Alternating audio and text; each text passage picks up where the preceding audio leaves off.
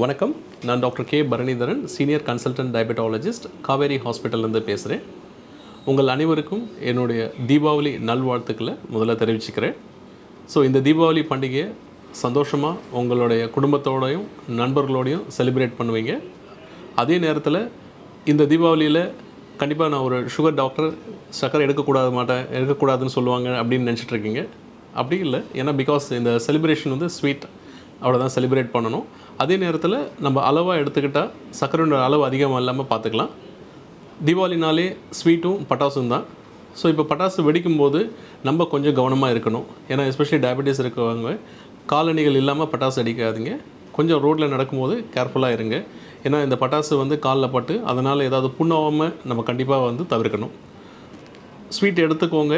அதே நேரத்தில் கொஞ்சமாக எடுத்துக்கிட்டிங்கன்னா, ஆரோக்கியமாக எடுத்துக்கிட்டிங்கன்னா சர்க்கரை அளவு கூடாமல் இருக்கும்.